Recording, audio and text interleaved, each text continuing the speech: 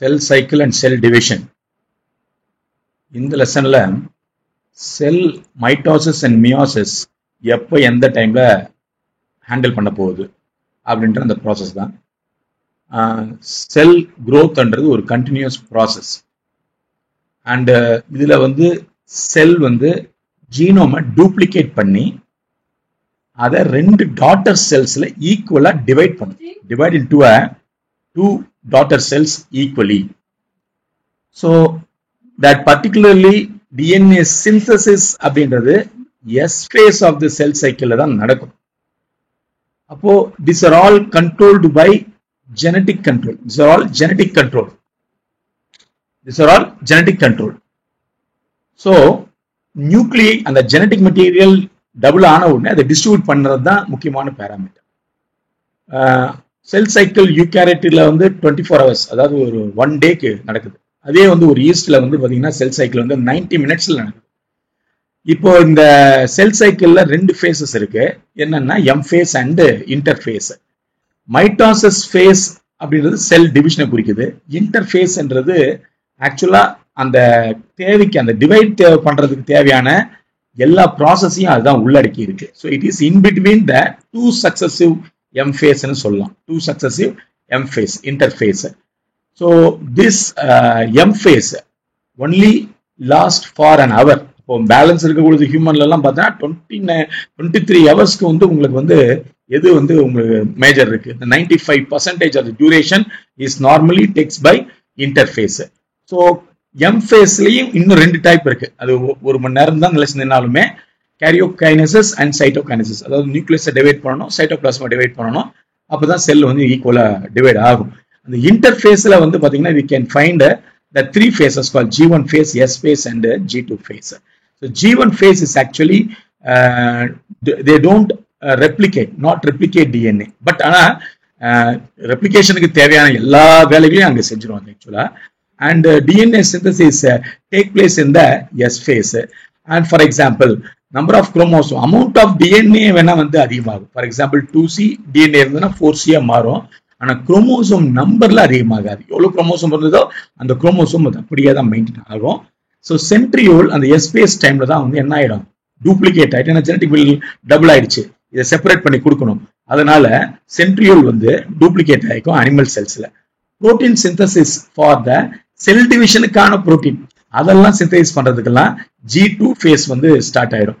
ஒருவேளை அது நம்மளுடைய ஹார்ட், பிரெயின் போன்ற செல்களா இருந்தா அது குவாஷன் கண்டிஷனுக்கு போயிடும். திருப்பி ரிப்பீட்டடா அது என்ன பண்ணாது, டிவைட் பண்ணாது. ஸோ மெட்டபாலிக் ஆக்டிவ் இருக்கும் ஆனா ப்ரோலிஃபரேட் பண்ணாது. அதுதான் அதோடைய முக்கியமான ப்ராப்பர்ட்டி G1. ஸோ அது G0 அப்படின்றது exceed the G1 phase. G1 phaseல இருந்து வெளில வந்துடும். ஓகே, இதுக்கு மேல நான் டிவைட் பண்ண மாட்டேன், எனக்கு நீங்க வந்து யூ கேன் கண்டினியூ G1 அப்புறம் வந்து S G2 நீங்க போகலாம். நான் வந்து I am just going to be remaining metabolically active. So and meristematic tissues இதெல்லாமே வந்து இதெல்லாம் என்ன பண்ணும், ரூட், சாம், ரேம் எல்லாம் சொல்லி கொடுத்துருக்கேன். இதெல்லாம் வந்து இருக்கு, பிளான்ட்ல இருக்கு. ஆனால் அந்த மாதிரி அனிமல்ல இருக்கானா no animals do not have the meristematic tissues. So some cells in adult cells such as heart cells இதெல்லாம் வந்து பாத்தீங்கன்னா for example of adult animals that do not divide. Good example சொன்னேன் இல்லையா, heart cells and G0 phase attend பண்ணக்கூடிய cells எல்லாம். So for example onion root டிப்ல எல்லாம் நம்ம செக் பண்ணி பார்த்தோம் அப்படின்னா you can see all those things G1, S and G2 phases எல்லாம் எப்படி போயிட்டு இருக்கு அப்படின்ட்டு. So during replication DNA replication does not change the number of chromosomes. அது முக்கியமான ப்ராப்பர்ட்டி. ஸோ 2C 4C மாறலாம், ஆனால் நம்பர் ஆஃப் குரோமோசோம் வந்து என்னவாகிறது, மாறாது. ஸோ M phase வந்து ஆக்சுவலா very important for the karyokinesis and cytokinesis. And இந்த M phase திருப்பியும் அந்த karyokinesis it is also further divided to 4 phases, prophase, metaphase and anaphase and telophase. ஆக்சுவலா சிம்பிளா சொல்லணும்னா PMAT அப்படின்னு நம்ம சொல்லுவோம். PMAT, prophase, metaphase, anaphase and telophase. The prophase is the first stage of karyokinesis. It follows the S and G2 and G2 phases of interphase. இது முடிஞ்ச உடனே prophase start ஆயிடும். ஸோ prophase ஸ்டார்ட் ஆயிடும். ப்ரோஃபேஸ்ல வந்துட்டு condensation of the chromosome takes place. அது முதல்ல வந்து 2 குரோமாட்டிடா முதல்ல மாறிக்கும். அண்ட் இது வந்து now actually composed of 2 chromatids and அது டெவலப் ஆனதுனால சென்ட்ரோமியரோட we can find centromere find. Then in the next stage mitotic apparatus ஒன்று ஃபார்ம் ஆகி அந்த சென்ட்ரோசோம் வந்து மைக்ரோடியூபிள்ஸ் ப்ரொடியூஸ் பண்ணி அந்த சென்ட்ரோசோம்ல இருக்கக்கூடிய சென்ட்ரியோல்ஸ் மைக்ரோடியூபிள்ஸை ப்ரொடியூஸ் பண்ணி they will be attaching with the kinetochore of the centromere. So not centromere, what do you say? Kinetochrome of the centromere. Centromere. கொஞ்சம் confusion வரும். சென்ட்ரோமியர், சென்ட்ரோசோம், சென்ட்ரியோல் இந்த வார்த்தைகளாக இருக்கு. கொஞ்சம் கன்ஃபியூஷன் எல்லாம் பார்த்துக்கணும். And cell at the end of prophase அங்கே வந்து உங்களுக்கு எதெல்லாம் டிசப்பியர் ஆயிடுது அப்படின்னா Golgi body, endoplasm, nucleolus, nuclear envelope இதெல்லாம் டிசப்பியர் ஆயிடும். And during metaphase, so we can say the chromosomes are spread through the cytoplasm. Specifically, in the metaphase, that will be arranged properly in the middle of the thing. ஒரு செல்லோட middle வந்து அழகா வந்து ready ஆயிடும். இப்போ அந்த middle attach ஆகும் ready ஆகும் போது தான் கைனட்டோகோருடைய ரோல் அந்த சென்ட்ரியோல்ல இருந்து வரக்கூடிய ஸ்பிண்டில் ஃபைபர்ஸ் வந்து அதுல போய் அட்டாச் ஆக போகுது. So they are arrange alignment, அதுதான் மெட்டாபிளஸ் பிளேட்னு சொல்லுவாங்க. ப்ராப்பரா நடுவில் வந்து அரேஞ்ச்மெண்ட் ஆகி வெயிட் பண்ணிட்டு இருக்கோம், யாராவது உங்களுக்கு வந்து செப்பரேட் பண்ணி கொடுக்க மாட்டாங்களா அப்படின்னு சொல்லி. So they split simultaneously during the anaphase. அனாஃபேஸ்ல என்ன ஆகுது, அந்த குரோமாட்டிட்ஸ் சென்ட்ரோமியரை உடச்சு என்ன பண்ணிடலாம், we can separate. So centromere அப்படியே வந்து நேரா எங்க போகும் அப்படின்னு சொன்னா centromere split ஆன உடனே they are moved to the opposite poles. Opposite poles ல மூவ் ஆகி they will go to the different cells actually. So telophase is the final stage of karyokinesis. And telophase ல என்ன ஆகும்னு சொன்னா decondense and lose the individuality. So அந்த chromosome அப்படின்றது திருப்பியும் வந்து நார்மலா என்ன ஆயிடும், குரோமாட்டின் அப்படின்ற கண்டிஷனுக்கு வந்துடும், குரோமாட்டின் வந்துடும். ஸோ தென் உங்களுக்கு திருப்பி இதெல்லாம் டிசப்பியர் ஆச்சோ அதெல்லாம் ஃபார்ம் ஆகும். Forming 2 daughter nuclei, nucleolus Golgi complex, endoplasm இதெல்லாம் வந்துட்டு ஃபார்ம் ஆயிடும். And segregation of duplicate chromosome into the daughter nuclei. So karyokinesis முடிச்ச பிறகு சைட்டோகைனசிஸ் அடுத்தது ஸ்டார்ட் ஆகி செல்ல பிளாஸ்மா மெம்பரேனை ஒரு ஃபர்ரோ வச்சு டிவைட் பண்ணிட்டு and they start to segregate. So அந்த செக்ரிகேஷன் சைட்டோபிளாசம் டிவிஷன் ஆகும்போது ஈவன் ஃபார்ம் ஆன ஆர்கனல்ஸ் எல்லாம், புதுசாக ஃபார்ம் ஆன ஆர்கனல்ஸ் எல்லாமே போகும். ஆனால் பிளான்ட் செல்லில் இதை மாதிரியான சென்ட்ரு விஷயம் கிடையாது. அதனால அது செல் பிளேட்டை ஃபார்ம் பண்ணி which represent middle lamella between the walls of the adjacent cell. So அந்த செல் பிளேட்டை ஃபார்ம் பண்ணி அது மிடில் லேமெல்லாவை மாறிக்கும் ஃபியூச்சரில். அதுதான் வந்து ஒரு செல்லையும் இன்னொரு செல்லையும் வந்து டிவைட் பண்ணுறதா கான்செப்ட். ஏன்னா இதுகிட்ட என்ன இல்லைன்னா சென்ட்ரியோல்ஸ் கிடையாது, அது சென்ட்ரோசோம்னே ஒன்று கிடையாது இதுகிட்ட. ஸோ அந்த ஒரு கண்டிஷன் இருக்கு. So karyokinesis for example multinucleated கண்டிஷன்ல இருந்ததுன்னு சொன்னா, ஸோ அதுக்கு வந்து லிக்விட் எண்டோஸ்பெர்ம் இந்த coconut is a good example. Karyokinesis is not followed by cytokinesis. தொடர்ந்து சைட்டோகைனசிஸ் ஃபார்ம் ஆகாம போயிடுச்சுன்னா இதை மாதிரி வந்து இந்த சின்சைட்டியம் கண்டிஷன் சொல்லுவோம், மல்டிநியூக்ளியேட்டட் கண்டிஷன் வந்துடும். அது வந்து நம்ம எண்டோஸ்பெர்ம்ல பார்த்துருப்போம், லிக்விட் எண்டோஸ்பெர்ம் இந்த 3n கண்டிஷன். ஸோ சின்சைட்டியம்ன்ற ஒரு கண்டிஷன் இருக்கு. மைட்டாசிஸ் அப்படின்றது டிப்ளாய்ட் செல்ஸ்ல கண்டிப்பா இருக்கு. எதுக்கு மைட்டாசிஸ் ரொம்ப முக்கியம் அப்படின்னு சொன்னா, identical genetical complement of the parent cell அப்படியே மெயின்டைன் பண்றது. மேபி அங்க முக்கியமா ஒரு இடத்துல அடிபட்ட இடத்த வந்து ஹீல் பண்றது, இதெல்லாம் தான் அதோடைய வேலை.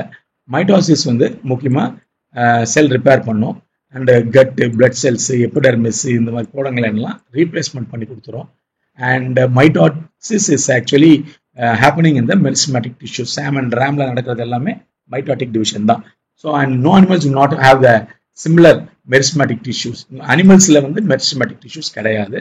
So provide an example, in adult animal that do not divide, heart cells divide ஆகுது. ஏற்கனவே G0 phase நம்ம சொல்லியிருந்தோம் இல்லையா, அது meiosis. So meiosis அப்படின்றது reduction division. So what is that reduction division? See actually mitosis meiosis கிட்டத்தட்ட ஒண்ணுதான்.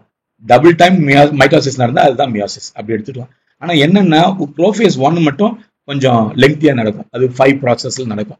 So meiosis வந்து எங்க நடக்கும்னா கேமெட்டோஜெனசிஸ்ல நடக்கும், ஹாப்ளாய்ட் கேமெட்ஸை ப்ரொடியூஸ் பண்றதுல நடக்கும். அதுக்கப்புறமேட்டு அந்த ஹாப்ளாய்ட் கேமெட்ஸ் ஃபியூஸ் ஆகி டிப்ளாய்டு ஃபெர்டிலைசேஷன் கண்டிஷன் ஜைகோட்டை உருவாக்கும். மியோசிஸ் 1 வந்து is actually identical sister chromatids at the S phase. Meiosis 1 is initiated. Meiosis is actually initiated after the parental chromosomes have replicated to produce identical sister chromatids. So இதில் என்னன்னா meiosis 1 எப்போ initiate ஆகுது அப்படின்னு ஒரு கேள்வி. Meiosis 1 is initiated after the parental chromosome have replicated. அது replicate ஆயிடும் to produce identical sister chromatids at the S phase. முதல்ல ரெப்ளிகேட் ஆகி வச்சுக்கிட்டு அப்புறம் தான் மியாசிஸ் 1 ஸ்டார்ட் ஆகுது. Meiosis involve pairing of homologous chromosome and then அந்த ஹோமோலோகஸ் குரோமோசோமை பேர் பண்ணி அதில் கிராசிங் ஓவர் என்ற கண்டிஷனை கொண்டு வரணும். ஸோ இந்த condition 4 haploid cells are formed at the end of the meiosis 2. meiosis 2 முடிக்கும் போது பார்த்தீங்கன்னா 4 haploids வந்து உங்களுக்கு வந்து செல்ஸ் வந்து உருவாயிருக்கும். ப்ரோஃபேஸ் 1 ஆஃப் த மியாசிஸ் இருக்கிறதே லாங்கர் கண்டிஷன். இதுல வந்து 5 இது இருக்கு: லெப்டோட்டின், ஜைகோட்டின், பாகோட்டின், டிப்ளோட்டின், டயாகைனசிஸ். அதை சிம்பிளா ஞாபகத்துக்கு lazy zebra, popular for disco டான்ஸ்னு சொல்லலாம். இதுல என்னென்ன ஒவ்வொரு ஸ்டேஜ்ல இந்த ப்ரோஃபேஸ் 1, அந்த லெங்தி ப்ரோஃபேஸ் 1, அதாவது மைட்டாசிஸ் 1ல இருக்கக்கூடிய ப்ரோஃபேஸ் 1 லெங்தி என்ன பண்ண போகுது அப்படின்றது பாயிண்ட். ஸோ குரோமோசோம் வந்து பார்த்தீங்கன்னா விசிபிளா இருக்கும். அண்ட் முக்கியமா இங்க வந்து பார்த்தீங்கன்னா they undergo with the proper pairing. Leptotene, ஜைகோட்டின்ன்றது செகண்ட் ஸ்டேஜ். அதுல வந்து சினாப்சிஸ், நான் என்ன சொன்னேன் இல்லையா, அது ரெண்டும் பேர் ஃபார்ம் ஆகி சினப்டனோபல் காம்ப்ளெக்ஸ் என்ற காம்ப்ளெக்ஸ் ஆகுது. அது பேர் ஆகும்போது 4 குரோமாட்டிட் இருக்கலாம், இல்லைன்னா பைவேலண்ட்னு சொல்லலாம். ஸோ அது வந்து 4 நீ வந்து ஒரு குரோமோசோமா நம்ம வந்து ஒரு வேலன்ஸ்ன்னு சொன்னா, ஸோ 2 இருந்தது பைவேலன்சி. இப்போ 4 குரோமோசோமோட கால்கள் இருக்கும்போது டெட்ராய்டுன்னு சொல்லலாம். ஸோ இந்த இடத்துல ரீகாம்பினேஷன் அப்படின்ற கான்செப்ட் நடக்குது, கிராசிங் ஓவர்ன்ற கான்செப்ட் நடக்குது. இங்க வந்து முக்கியமா ரீகாம்பினேஷன் என்ற என்சைம் உதவியோட இந்த ஜெனட்டிக் மெட்டீரியல் என்ன ஆகுது, எக்ஸ்சேஞ்ச் ஆக ஆரம்பிக்குது அந்த homologous குரோமோசோம்ல. And at the end of the Pagetian stage, homologous chromosomes வந்து recombination between the homologous chromosome complete ஆவே முடிஞ்சிருது. recombination between the homologous chromosomes is completed by the end of the Pagetian stage. So Pagetian stage அப்புறம் டிப்ளோட்டின், டயாகைனசிஸ் அப்படின்றது 2 condition இருக்கு. அந்த இங்க வந்து பாத்தீங்கன்னா டிப்ளோட்டின் வந்து என்ன பண்ணும் அப்படின்னு சொன்னா homologous chromosome செப்பரேட் ஆக ஆரம்பிக்குது. ஸோ டிப்ளோட்டின்ல நீங்க தனித்தனியா செப்பரேட் ஆகுது. And except at the crossing over site, அங்க மட்டும் எங்க கிராஸ் ஆயிருக்கோ அது செப்பரேட் ஆகல. ஆனால் ஜென்ரலா ஹோமோலோகஸ் குரோமோசோம் செப்பரேட் ஆரம்பிக்குது. அந்த கிராசிங் ஓவர் இருக்கிற இடத்துக்கு பேர் மட்டும் என்னது, கயாஸ்மேட்டா. டிப்ளோட்டின், டயாகைனசிஸ்ல வந்து ஈவன் கயாஸ்மேட்டாவுடைய ரீஜனையும் இதாகி அது என்ன ஆகுது அப்படின்னா they will normally come and chromosomes வந்து ஹோமோலோகஸ் குரோமோசோம் என்ன ஆகுது, கம்ப்ளீட்டாவே செப்பரேட் ஆயிடுது. இந்த இடத்துல நியூக்ளியோலஸ் டிஸ்அப்பியர் ஆயிடுது, நியூக்ளியர் என்வலப் பிரேக் டவுன் ஆயிடுது. இதெல்லாம் வந்து டயாக்னைசிஸ் டைம்ல நடந்துரும். So represent the transition to metaphase 1. இந்த bivalent chromosome align at the equatorial plate. இப்போ வந்து இதெல்லாமே வந்து ஈக்குவட்டோரியல் பிளேட்ல வந்து அட்டாச் ஆயிட்டு இருக்கும். ஏன்னா மெட்டாஃபேஸ் ஆச்சே, எல்லாமே நடுவில் அலைன்மெண்ட் பண்ணி வச்சுட்டோம். அலைன்மெண்ட் பண்ணி வச்சுக்கிட்டு ஒன்லி ஹோமோலோகஸ் குரோமோசோமை மட்டும் தனியா வச்சுக்கிறது. ஸோ கைனட்டோகோர் இங்க வந்து attachment of the homologous chromosome கண்டிப்பா நடக்குது. ஆனா நம்ம வந்து பாத்தீங்கன்னா என்ன பண்ணல அப்படின்னா we are not dividing the centromere. So remain attached to centromere. Separated homologous chromosome move to the opposite pole. So homologous chromosome மட்டும்தான் செப்பரேட் பண்றேனே தவிர்த்து அந்த குரோமோசோமோட இருக்கக்கூடிய சிஸ்டர் குரோமாட்டிட்ஸை நான் பிரிக்கிறது கிடையாது. Centromere I am not separating, remember the point. So இந்த இடத்துல cytokinesis, nuclear membrane, nucleolus rebar ஆயிடுது, ஃபாலோட் பை சைட்டோகைனசிஸ். அண்ட் இந்த கண்டிஷன்ல மியோட்டிக் டிவிஷன் முடிச்ச பிறகு இங்க வந்து செல் தட் இஸ் இன்டர்கைனசிஸ் என்ற ஒரு condition that is generally short lived and that is no replication. இங்க ரெப்ளிகேஷன் முதல்ல ரெப்ளிகேஷன் நடந்தாச்சு. ஸோ இது மாதிரி இங்க ரெப்ளிகேஷன்லாம் கிடையாது. மியாசிஸ் 2 ஸ்டார்ட் ஆகுது. ஏன்னா வந்து ஹோமோலோகஸ் குரோமோசோம் மட்டும் தான் செப்பரேட் பண்ணிருக்கீங்க, எக்ஸ்சேஞ்ச் ஆயிடுச்சு அதுல. ஆனா இப்பதான் சென்ட்ரோமியரை நீங்க உடைக்க போறீங்க. ஸோ மியாசிஸ் 2 வந்து resemble the normal mitosis. So mitosis மாதிரியே தான் நடக்க போகுது. So there is no difference. Disappears of the end of the prophase 2. So the nuclear membrane disappears.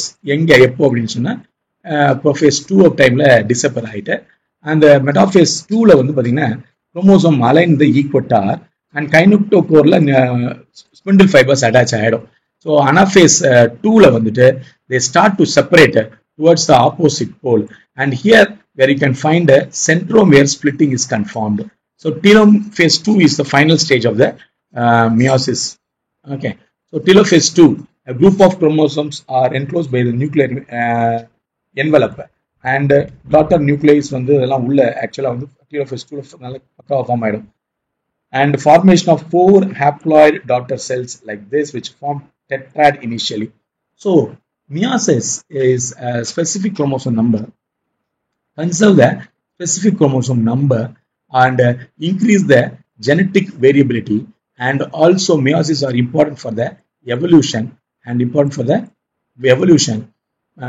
in animals. Mitotic division is primarily seen in diploid somatic cells. Example, இப்போ நம்ம சொல்றோம் animal cellsல ஒரு சில exception இருக்கு. Mitotic division in the male honeybee or exception where haploid cells can divide by mitosis. So அது வந்து sexual reproduction டைம்ல வந்துட்டு அதோடைய கண்டிஷன்ல மைட்டோசிஸ் மட்டும்தான் நடக்கும், மியாசிஸ் நடக்கிறது கிடையாது அனிமல் செல்ல, ஒரு சில எக்ஸப்ஷன் ஹனிபீல. Plant mitotic divisions can occur in both haploid and diploid. So இந்த ரெண்டுத்துலையுமே நடக்கிறதுக்கு வாய்ப்புகள் இருக்கு பிளான்ட்ல. So that's all about the topic. So I am Shivakumar, your NEET trainer. For your NEET related doubts, contact 7299 550 77. Thank you.